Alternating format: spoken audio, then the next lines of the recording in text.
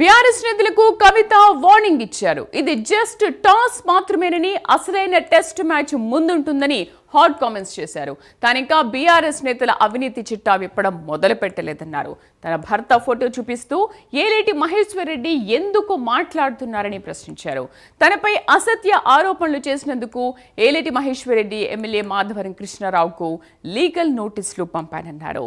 వారం రోజుల్లో బహిరంగ క్షమాపణ చెప్పాలని, లేదంటే న్యాయపరంగా చర్యలు తీసుకుంటారని కవిత హెచ్చరించారు.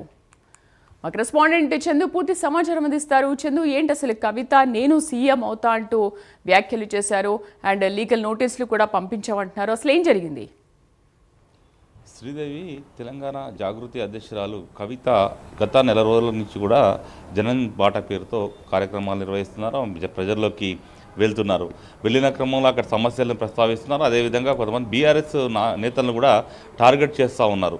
అందులో భాగంగానే జనం బాట ప్రోగ్రాంలో భాగంగా కుకట్పల్లి నియోజకవర్గంలో ఆమె పర్యటిస్తున్న సమయంలో అక్కడ స్థానిక ఎమ్మెల్యే మాధవరం కృష్ణారావు టార్గెట్గా కొన్ని ఆమె విమర్శలు చేశారు.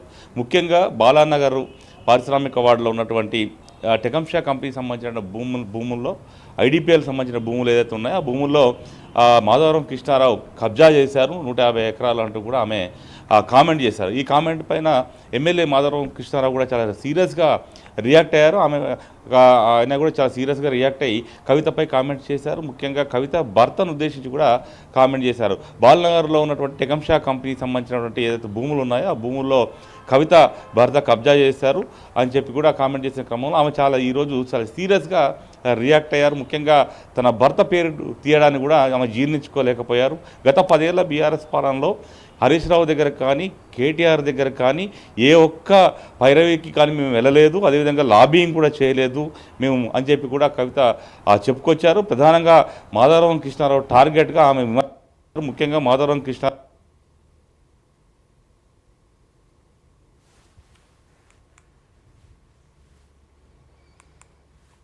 ఇలా నిర్మిస్తా ఉన్నారు అంటూ కూడా ఆమె కామెంట్ చేశారు.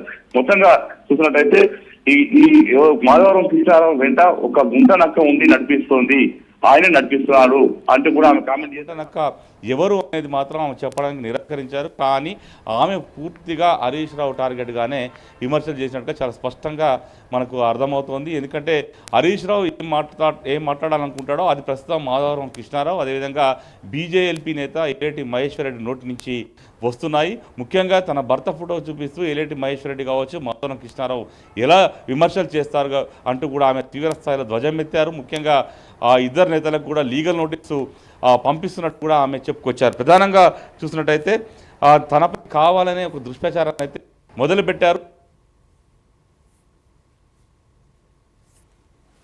అంటూ కూడా ఆమె చెప్పుకొచ్చారు. ముఖ్యంగా తన భర్తపై ఏదైతే ఆరోపణలు వచ్చా అది పూర్తిగా ప్రైవేట్ ల్యాండ్. 2019లోనే తన భర్త ఆ ల్యాండ్ నుంచి బయటకు వచ్చారు. ముఖ్యంగా 2022లో ఆ భూమికి పర్మిషన్ ఇచ్చారు. ప్రభుత్వ భూమి అయితే కేటీఆర్ ఎట్లా సంతకం పెడతారంటూ కూడా ఆమె కేటీఆర్ ను కూడా ప్రశ్నించిన పరిస్థితి కనిపిస్తుంది. ముఖ్యంగా బీఆర్ఎస్ హయాంలోనే ఇండస్ట్రియల్ భూమి 5 ఎకరాలు రెసిడెన్షియల్ భూమిగా మారుస్తూ జీవో ఇచ్చారు. కాంగ్రెస్ ప్రభుత్వంలో ఆ ల్యాండ్ కు పర్మిషన్ ఎలా వస్తుంది, దీనికి కుకట్పల్లి ఎమ్మెల్యే మాధవరం కృష్ణారావు సమాధానం చెప్పాలంటూ కూడా ఆమె చెప్పారు. ముఖ్యంగా ఈ భూమికి సంబంధం ఉన్నటువంటి ఏవీ రెడ్డి అనే వ్యక్తి ఎవరైతే ఉంటారో ఏవీ రెడ్డి ఎమ్మెల్సీ పోచంపల్లి శ్రీనివాసరెడ్డి ఇద్దరు కలిసి నవనామి కన్స్ట్రక్షన్ లో పార్ట్నర్లుగా ఉన్నారు. వీళ్ళంతా పోచంపల్లి శ్రీనివాసరెడ్డి అనుచరుడు అంటూ కూడా మొత్తం కేటీఆర్ అంటే కేటీఆర్ చుట్టూ ఉన్నటువంటి వాళ్ళంతా కూడా ఇలాంటి భూముల దందాల్లో ఉన్నారు. ముఖ్యంగా బీఆర్ఎస్ హయాంలోనే ఇవన్నీ దందాలు చేశారంటూ కూడా ఆమె పూర్తి స్థాయిలో బీఆర్ఎస్ టార్గెట్ గా బీఆర్ఎస్ నేతల టార్గెట్ గా విమర్శలు చేసుకొచ్చారు. అదేవిధంగా